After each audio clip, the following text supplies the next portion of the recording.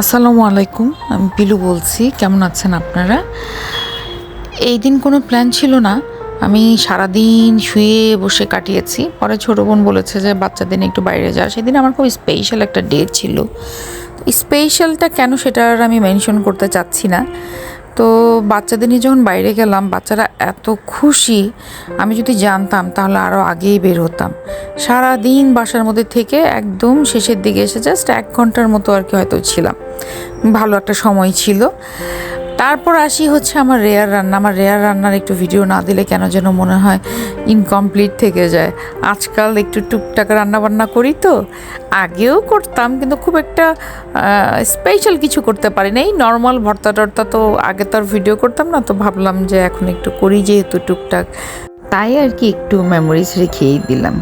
তো এই দিনে আমার গেস্ট আসছিল, তো ওনার জন্য আর কি খিচুড়ি, মাংস, মানে গরু, মুরগি, ভর্তা, সবজি, বেগুন ভাজা, অনেক কিছু করেছিলাম। আমার সাজাতে খুব ভালো লাগে। আর বাচ্চারা এত কিছু খায় না, ওরা শুধু মাংস আর খিচুড়ি হলে আর একটু আলু ভর্তা হলেই হয়ে যায়।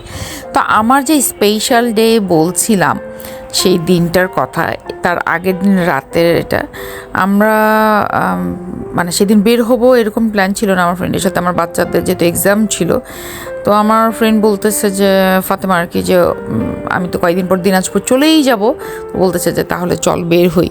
তো বের হয়ে আমরা পূর্বাচলের উদ্দেশ্যে রওনা দিয়েছি। ওই দিকে যে এত জ্যাম এটা বুঝতেই পারি নাই। সেই জ্যামে বসে থাকতে থাকতে পরে মনে হলো যে এখানে আসলেই আমাদের ওয়েট করাটা বোকামি হচ্ছে। এই যে আমাদের দুলাভাই দুলাভাই, আমরা যেখানে আছি দুলাভাই সেখানেই। তো এরপর আমরা একটু মানে ব্যাক করলাম। আমার ব্ল্যাক ক্রাফটটা কোথায় আমার এক্স্যাক্টলি মনে নেই, ওর ড্যামরা বলতেছিলাম, আমি এক্স্যাক্ট অ্যাড্রেসটা বলতে পারছি না। আমরা একদম শেষ মোমেন্টে এসে আর কি ডিসিশন নিয়েছে যে এই জ্যামে বসে থাকার চেয়ে মানে পূর্বাচল দেখা যাবে যে পূর্বাচলেও যাওয়া হচ্ছে না, কোথাও না, বাসায় ব্যাক করতে হবে। যেহেতু লেটেই বের হয়েছি, সেদিন 9টার দিকে, 9টা 9:30 বের হয়েছি। পরে এইখানে চলে আসছি, এটা খুবই কাছে ছিল। ভিতরে এসেই আমার এত ভালো লেগেছে, কি সুন্দর ওপেন। আমি এটা ফার্স্ট টাইম এসেছি। আর ওরাও বলতেছিল যে কিছুক্ষণ পরে এটা ক্লোজ হয়ে যাবে, তো যদি আমরা খাবার টাবার অর্ডার করে দিই তো তাহলে হয়তো বা ওরা একটু কনসিডার করবে। সেটা হলো যে আমরা 11টা, 11:30 পর্যন্ত থাকতে পারবো। কেউই ছিল না। আর ভিতরে আমাদের যাওয়াও পড়েনি, একটু গরম ছিল, তো আমরা বাইরেই বসেছিলাম। ভিতরে রেস্টুরেন্টের ভিতরে ইন্টেরিয়র কেমন কি আমি কিছুই জানি না। আর দেখাতাম, ভিডিও করতাম, কিন্তু এত লেট হয়েছে যে আর পসিবল ছিল না। কি অর্ডার করব কি করব না কিছুই বুঝতে পারছিলাম না। এরপর আমরা জাস্ট নুডলস, তারপর স্যুপ, এটা সেটা অর্ডার করেছিলাম, এটা দেখাবো না।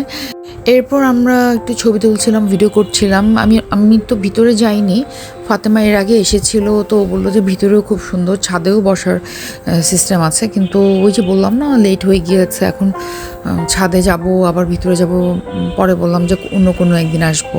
আমি তো বুঝতেই পারি নাই যে এত কাছে এত সুন্দর একটা রেস্টুরেন্ট। ও আমাকে অনেক আগেই বলেছিল এই রেস্টুরেন্টের কথা, কিন্তু এবার তো হঠাৎ করেই চলে আসছি। হঠাৎ করে এই কারণেই যে আমরা রাতেই কনফার্ম করেছি গাড়ি, তারপর রাতেই বের হয়েছে, এমন না যে সকালে সন্ধ্যায় বা দুপুরে, এমনও না। তো এই যে আমরা খাবার অর্ডার করেছিলাম, সি ফুড, তারপর অন্থন, ফ্রাইড চিকেন, আমাদের পেট মোটামুটি ভরাই ছিল। সো ওই খাবারগুলো শেষ করতে পারিনি। আর আমরা যখন যাই 3-4 জন মিলে, আমরা মেয়েরা বেস্ট বেস্ট বেস্ট একটা সময় কাটে। আমাদের মোমেন্টগুলো খুবই স্পেশাল হয়।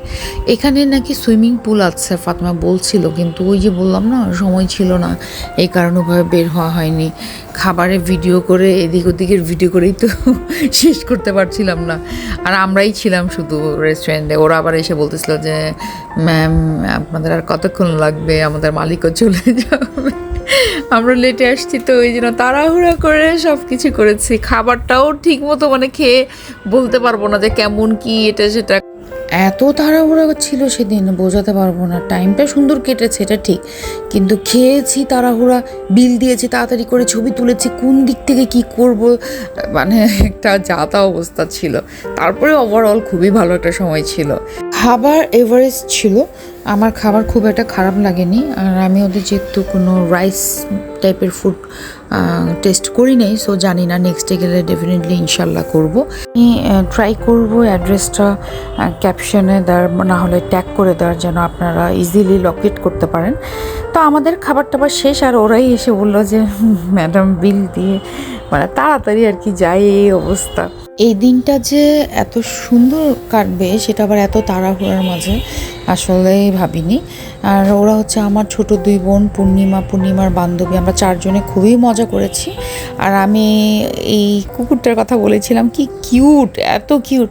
আমি আবার ভয় পাচ্ছিলাম যে কামড় দেয় নাকি। আমি একটু মানে কুকুর বিড়াল থেকে একটু দূরেই থাকি, অনেকে তো কোলের মধ্যে নেয়, আমার প্রচণ্ড ভয় লাগে বাবা। আমার বাচ্চারা খুবই পছন্দ করে, আর ও দেখতে এত কিউট, কোলের মধ্যে নিয়ে একটা ছবি তুলতে ইচ্ছে করছিল, কিন্তু আমি ভাবলাম যে না বাবা, দূরের থেকেই। এরকম জায়গাগুলোতে সন্ধ্যাবেলা আসলে বেশি ভালো হয়, অনেকক্ষণ থাকা যায়, একটু সময়টা বেশ ভালোই কাটে। আমার বিল আসছে 3340। আমি এই দিন ট্রিট দিয়েছিলাম আমার বান্ধবী বোনদেরকে, আর বাচ্চারা কেক খেতে চেয়েছিল, এই জন্য ওদেরকে কেক খাইয়ে এনেছিলাম। সেটা তো ফার্স্টে ভিডিও দিয়েছি। আবার প্ল্যান আছে বাচ্চা ভাগ্নিকে নিয়ে আর কি ঢাকায় দিনাজপুর যাওয়ার আগের দিন একটা কোথাও হ্যাং আউট করা, দেখা যাক আল্লাহ রিজিকে কী রেখেছে। সবচেয়ে বড় কথা কি, খুব মন খারাপের সময় যদি আপনাকে টাইম দেওয়ার কেউ থাকে, তবে আপনি ভাগ্যবান, ভাগ্যবতী। কারণ আজকালকার যুগে মন খারাপের সময় পাশে থাকার মানুষের বড়ই অভাব। আর রেয়ার, এটা খুবই রেয়ার যে কেউ আপনার ভালো চায়। আমার ভালো খারাপ কেউ চাক না চাক এটাতে আমার যায় আসে না। আমার খারাপ সময়ে জাস্ট একটু সঙ্গ দিক, এতেই আমি খুশি। কারণ এই যে আজকের যে সময়টা কাটিয়েছে আমার ভালো লাগছিল না, আমরা হঠাৎ করে বের হয়েছি, একটা সময় কাটিয়ে এসেছি, মন তো ফ্রেশ হয়ে গিয়েছে, ভালো লেগেছে। এর চেয়ে বেশি আমার আসলে চাওয়া পাওয়া নেই। আমার জন্য এত করতে হবে এরকম আমি কখনো এক্সপেকটেশন রাখি না। তাই আমার অভিযোগের জায়গাটাও কমে এসেছে, এবং এটাই ভালো। আলহামদুলিল্লাহ, যেভাবে আছি খুব ভালো আছি 2 বাচ্চা নিয়ে। আপনারা সবাই ভালো থাকবেন, সুস্থ থাকবেন, সবসময় চেষ্টা করবেন পরিবার বা ভালো কোনো বন্ধুবান্ধব বা বাচ্চাদের নিয়ে সময় কাটাতে। জীবন কখনো কারোর জন্য থেমে থাকে না। যদি কারোর জন্য থেমেই যান, তবে সেটা আপনার ক্ষতি, আর কারো না। সাফারটা আপনাকেই করতে হবে। জীবনকে সামনে এগিয়ে নিয়ে যান, দেখবেন যে অনেক অনেক অনেক কিছু আল্লাহ আপনাদের জন্য রেখেছে। তো আমার ভ্লগটা এখানে এই পর্যন্তই শেষ করছি। আপনারা সবাই ভালো থাকবেন, এত ভালোবাসা রইল আপনাদের জন্য। আজকে এখানেই রাখলাম, টাটা, বাই বাই।